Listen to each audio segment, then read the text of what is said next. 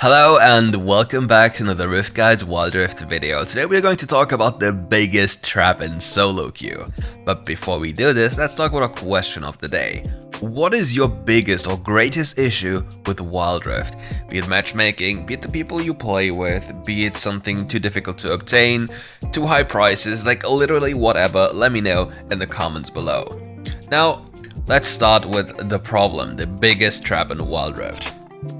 The biggest trap in WildRift are objectives. It sounds kinda weird, but I'll get more specific here. The biggest trap in WildRift are both Herald and Dragon, and usually the biggest illness for SoloQ are dragons. And here's why. Dragons grant you a stacking buff that gets increasingly more powerful as you stack them up. But the very first dragon is literally only one dragon. The second dragon would count for 4 dragons in terms of stats, and the third dragon would accumulate for 12 first dragons worth of stats. That's how it works. So realistically speaking, the very first dragon barely grants you anything. So let's say Infernal is 3% AD and AP. Let's say at 5 minutes you have 180. Maybe a little bit more, maybe a little bit less. Let's say just 120. 3% of 120 is barely 3.6, which in the game would run up to 4. 4 is 1/3 of a longsword. So if you just look at the sheer gold value of that dragon at that point in time, it's not really that much. It's more like an investment. But now let's talk about the problems with said investment. You going for that dragon is a certain or entails a certain risk, and the risk is a big blown out team fight. And those team fights in SoloQ are absolutely messy and deadly alike. So what if you can just avoid them? Most of the time, you'll see people just run at the dragons and suicide, and this is a problem that's usually linked to the dragon laners and supports. They see the jungler on the opposing side of the map and they just believe they have to contest the dragon for whatever unknown reason. But the very first dragon is just an investment, and as long as you can deny the enemy from getting all 3 dragons, you are perfectly fine. And even if, and that's the key takeaway in a SoloQ environment, even if they happen to get 3 consecutive dragon kills, it's still not a losing thing for you. It sounds kinda weird, but it is the truth in a sense that the game, and in a SoloQ environment, isn't won through those kind of things, but it's mostly lost or won with people making big mistakes.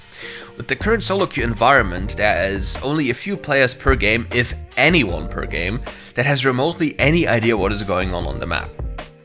They're basically playing with the minimap disabled. With that in mind, people will overextend constantly, and you can just do this in your own games and just pay attention to it. How many times does someone overextend for fun at any point in the game? Early, mid, or late game. It doesn't really matter at what point, but you'll just notice it happening all the time. And let's say you hit the later stages of the game and somebody makes a glaring mistake like this. He'll get picked and he'll die, and then it's a 4v5. So even with the dragon stats you have available to you at your disposal, it will still not be enough to basically compensate for the death of your own teammate. And this is the biggest problem with such investments, because the environment in which you do those investments is just way too volatile to consistently get away with it. In a competitive environment, it's like slightly different. In a competitive environment, you would want the Herald to get the mid lane priority, as in the mid lane tower, the first one, and then open up the map and strangle the enemy out of their jungle camps and overall presence of the map. Now, if you would make dragons more powerful, you could make the argument that defaulting towards dragons and stacking them for like a scaling composition is a very scary thing. And this is something that happens frequently in higher quality games, which usually is competitive in a sense. You would trade objectives, and trading objectives is completely fine, because you're not just giving away things for free, no, you're trading them to gain something else. And for scaling champions, it's perfectly fine to invest into something that makes them even stronger as the game goes on, because they're scaling faster. In SoloQ, however, the sheer snowball potential of a fight going wrong around such objectives is the biggest issue. I'd be super curious to just see the data of teams won due to the amount of dragons and how they've won. And by that I mean, like, how many people died around the first dragon and how much of a gold swing happened just around that very first objective. Because if we would just imagine that these objectives would be traded, not much is going to happen. But the issue most of the time is when those dragon fights happen, people will die around them. And with people dying around them, you will have the gold losing, you will get gold from the kills, you will get XP from the kills, you will get gold from the waves, and most of the time, depending on the death timers and the overall situation, you will get both dragon and herald at the same time. And if you get both, you have such a massive advantage that is just beyond crazy. Not to forget that farming in general in WildRift is one of the most underrated things there exist. A caster minion is 40 gold, a melee minion is 65 gold, a cannon minion is 85 gold. That is so much gold, and cannon minions come later in at least 2 per wave.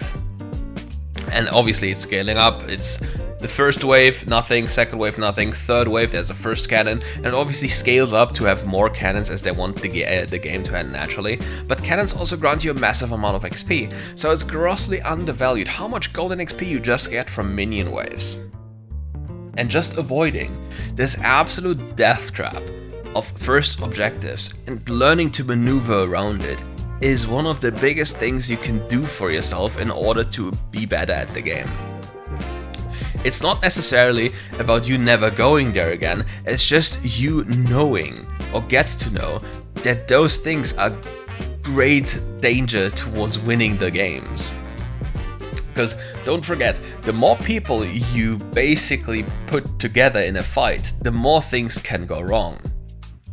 So, the jungler comes down, it's a 3 versus 3 down there. Maybe a 4 versus 4, maybe you're even that crazy in the past, like Baron Linus even came down for this, and you have a 5 versus 5 in those stages of the game, with completely different skill levels of players. So how likely is it that they're going to play the game remotely right in those fights? Well, basically none.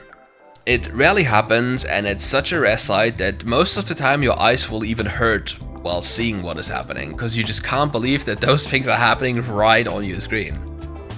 And literally, to avoid this, yes, you can try to defend those objectives, don't get me wrong, but please be mindful of your own life. Losing the objective is not the problem, but losing the objective and your life is the problem. So what you can do about this is following a little checklist.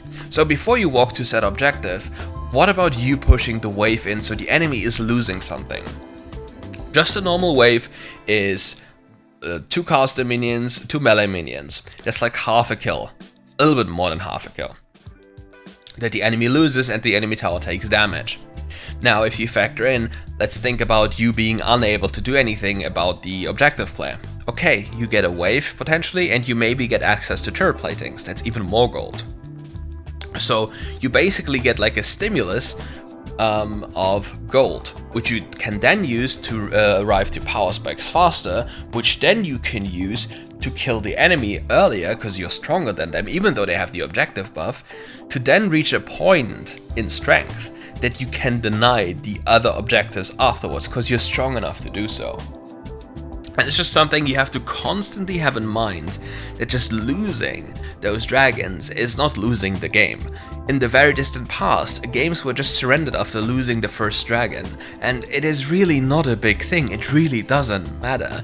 The level of play is too low for it to matter to even a remote degree, because there are too many things that you can still do to win the games.